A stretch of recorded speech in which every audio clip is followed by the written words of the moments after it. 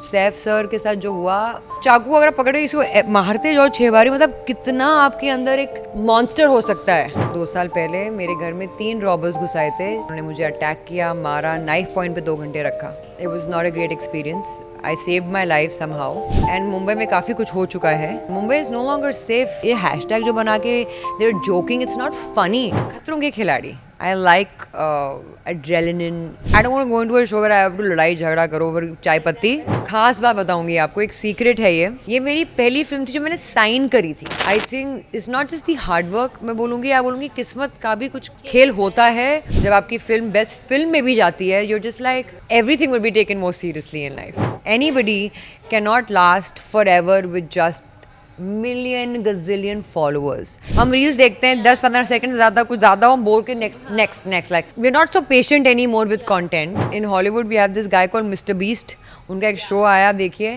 That guy makes so much money just through YouTube.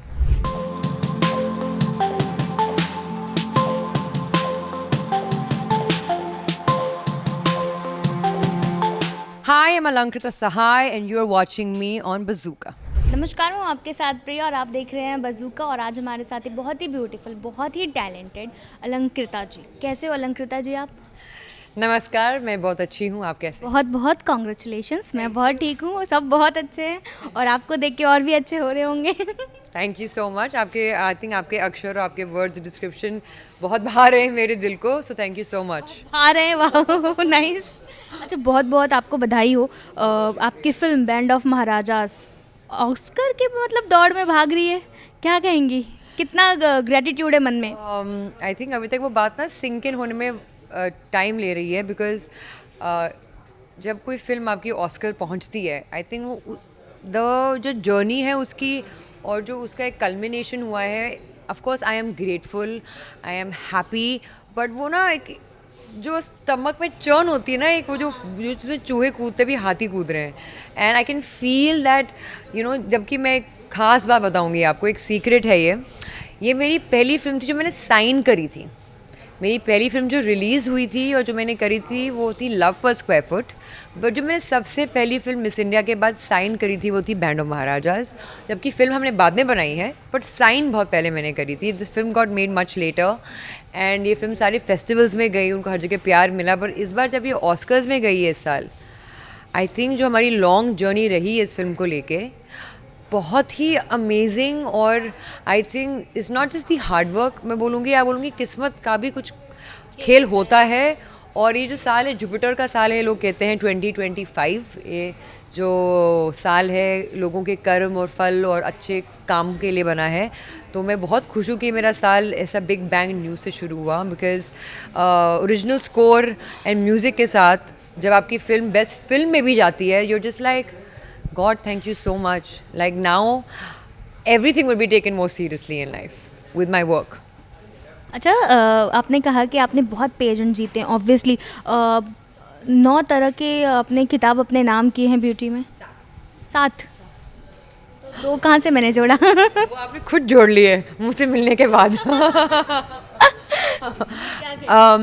I think miss India जीतना और उसके बाद internationally 7 title और एक स्पॉन्सर्ड क्राउन जीतना मेरे लिए एक बहुत बड़ा प्लेटफॉर्म था। किसी भी लड़की के लिए होता है, बट एक्चुअली जब उसे कोई पूछता है ये सवाल, मैं कहती हूँ कि मैं बहुत फॉर्चुनेट हूँ, क्योंकि मेरा सपना नहीं था बचपन से कि मैं मिस इंडिया बनूँ। मेरा सपना था कि मैं एक IAS IFS अंडर कवर रॉ agent, like Kill Bill type और असैसन टाइप कुछ बनूँ for my country. I am not an assassin, but what I mean, do something for the right cause for my country, to be a रॉ agent में भी। मैं बहुत सारे ऐसे एपिसोड्स एंड सीरीज़ देखती थी, बट मैं अपने देश के लिए कुछ करना चाहती थी, because both my grandparents serve the nation.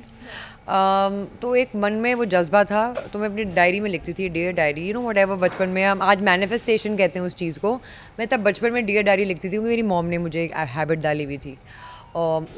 So many years later after winning miss India, जब मैं एक इंटरनेशनल प्लेटफॉर्म पे गई, मैं इंडिया के लिए कुछ जीत कर आई, तो मेरी मॉम ने मुझे कहा, बेटा आपको याद नहीं होगा, but you wanted to do something for your country, and आपने किया अपने देश के लिए, एक अलग तरीके से किया, लेकिन like through a beauty pageant, through a different medium.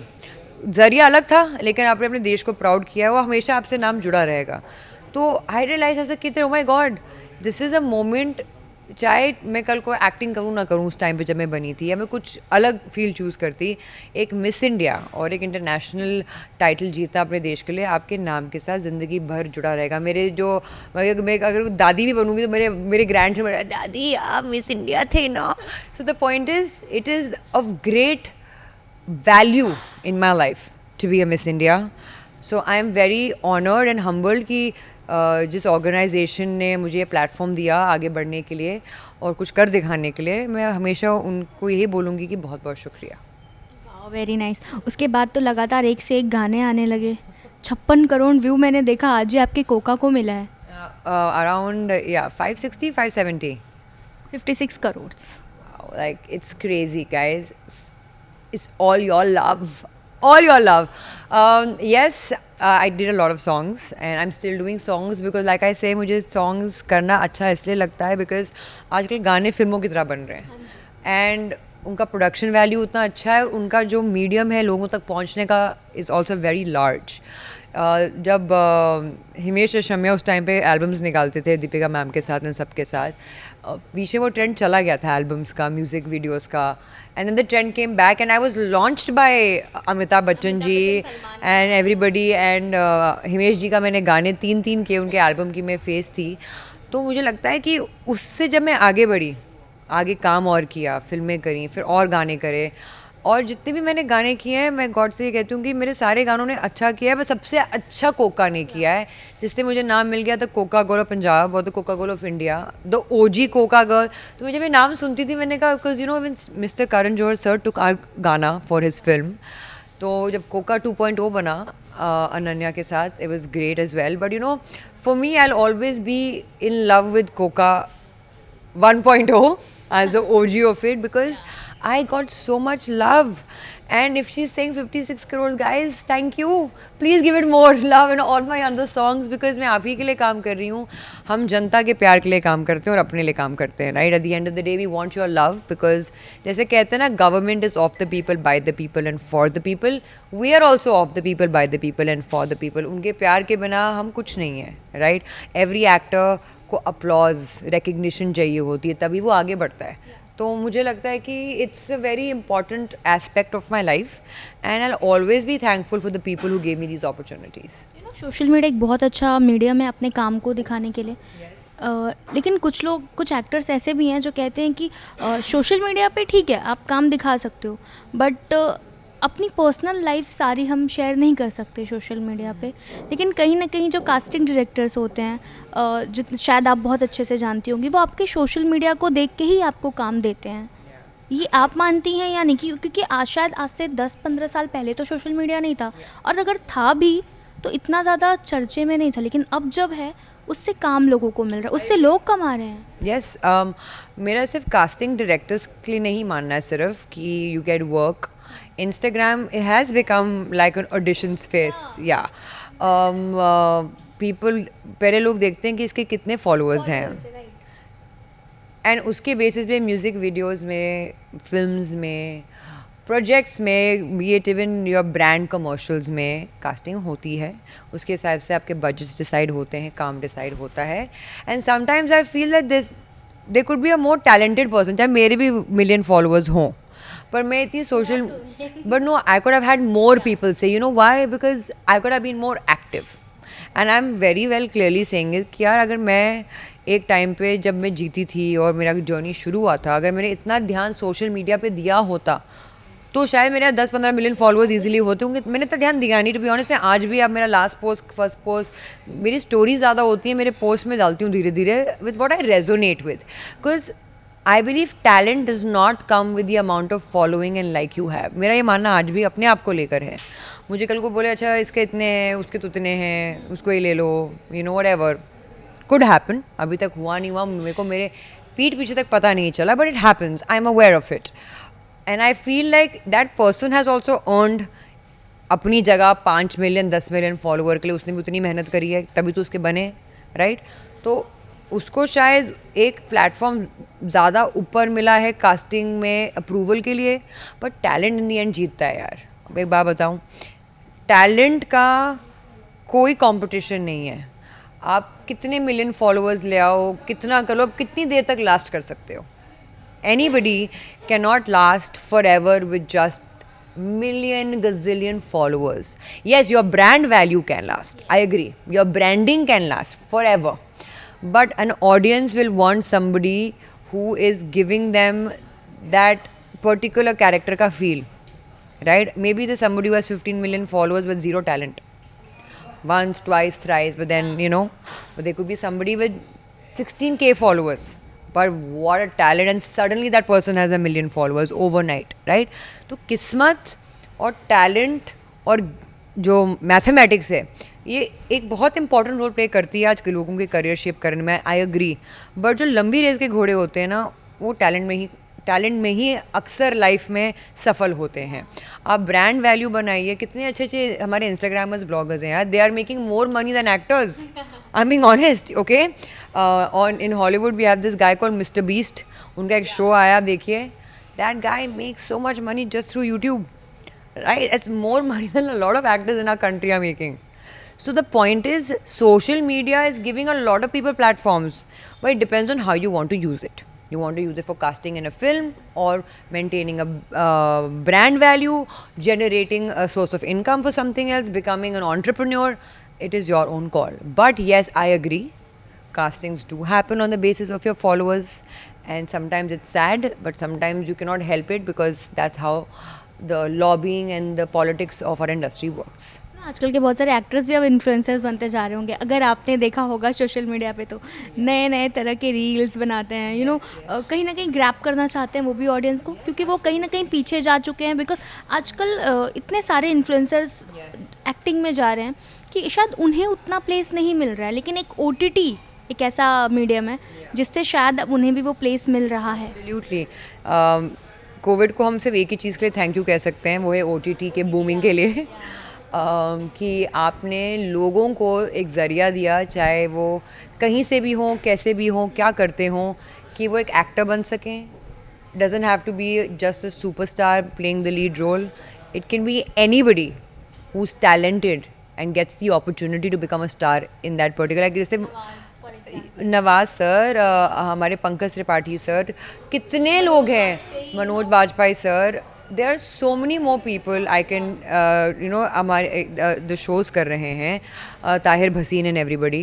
वो ये काली काली आँखें, वो उनकी सीरीज़ का नाम, नहीं काला पानी नहीं, उनका एक सीरीज़ है बहुत अच्छा, ये काली काली आँखें. वो ये something he's doing an amazing series. Not with Moni Roy. This is another very talented actress, and Shweta is also in it. बटाटा वड़ा जो है हमारी.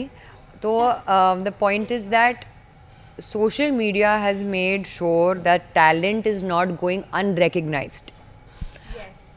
OTT has made sure that even if you are a character artist, लोगों के terminologies के हिसाब से, like मैंने पहले भी बोला है, ये second lead, first lead character artist के हिसाब से आप जो भी कर रहे हैं, सबको एक मौका मिल गया है कुछ बनने के लिए, अपनी शोकेस करने के लिए, अपने ड्रीम्स को पूरा करने के लिए. यार सबको अच्छा लगता है मैं घर जाके अपनी मॉम को बोलूँ मैं इस एपिसोड में आई थी, ये एपिसोड में आया था. तो सबका एक सपना है और OTT के ज़रिए वो पूरा कर रहे हैं और उनको पूरा हक है.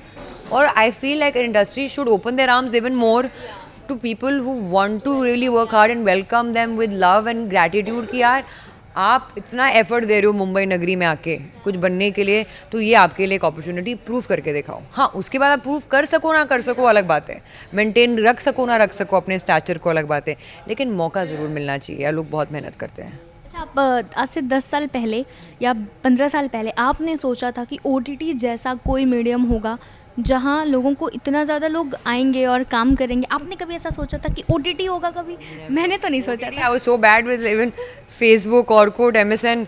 I could not. Yeah, never. I never thought. Okay, yeah, हम ऑनलाइन जाके वेबसाइट्स पे ज़रूर देखते थे, like movies and all. But I never thought we'll have an app. All these apps जिस पे हम वॉच करते हैं, कितने भी ऐप्स हो गए, नेटफ्लिक्स, प्राइम वीडियो, ये वो, जी, all of this, just taking their names, not advertising them, that we're all watching shows now.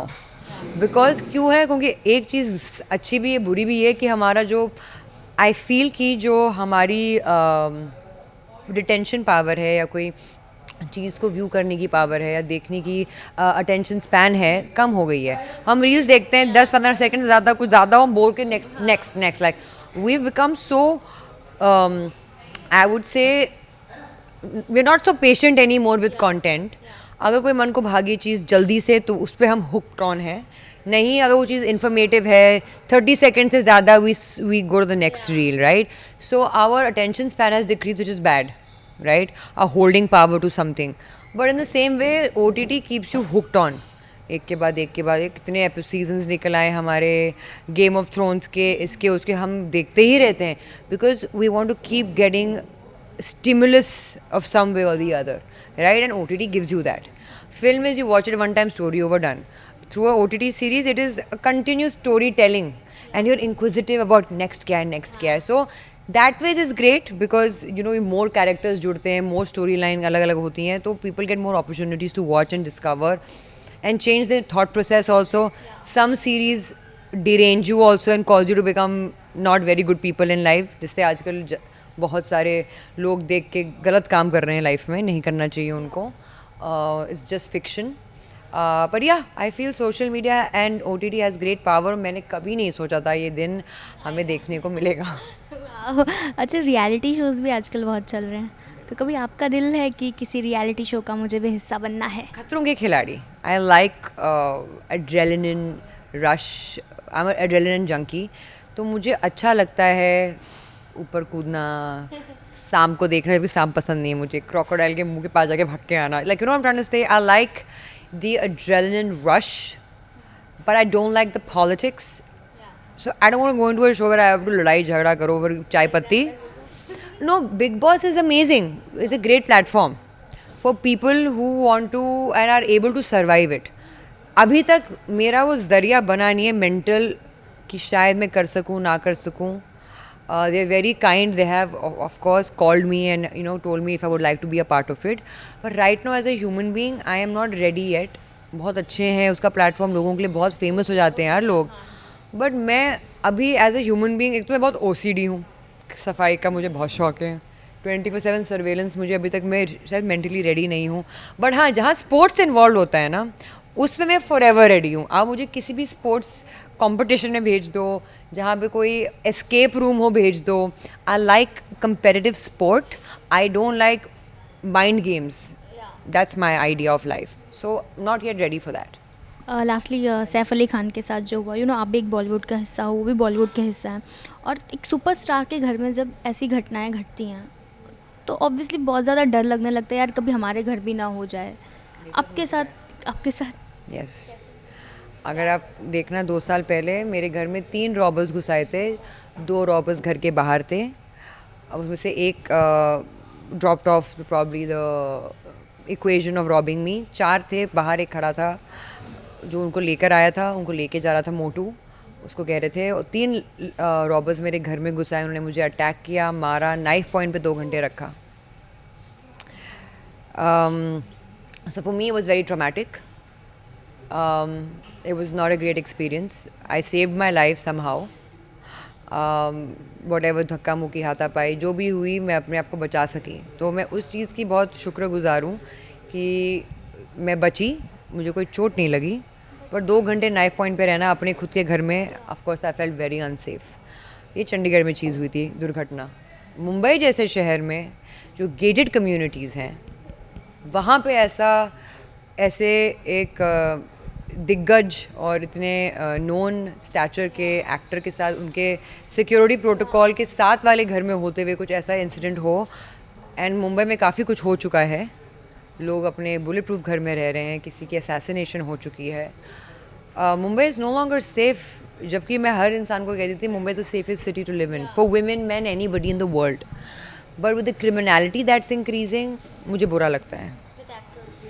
With actors, with known people, it is a very sad and very, कहते हैं ना कि it makes me angry, क्योंकि मेरे साथ ये हो चुका है. तो I'm like, I can understand the trauma of the family and the victim.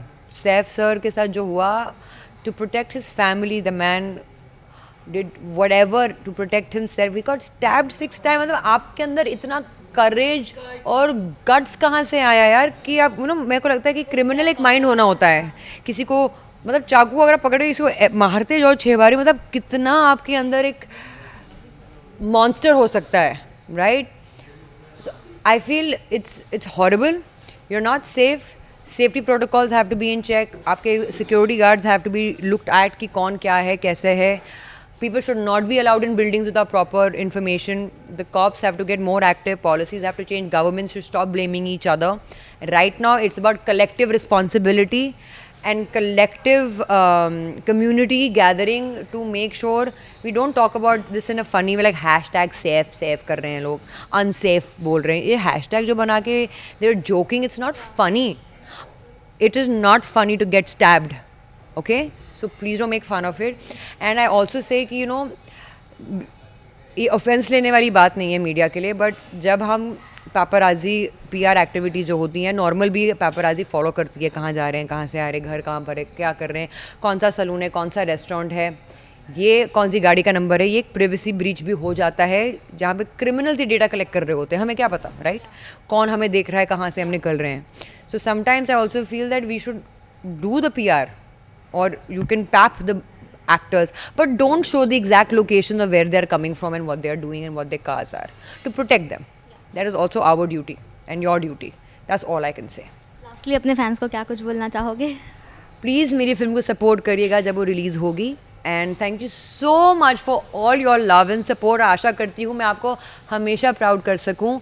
And please be kinder, more loving towards everybody around you. वैसे ही बहुत कुछ चल रहा है दुनिया में. A little bit of kindness will take you a long way. So thank you so much. Lots of love. Thank you.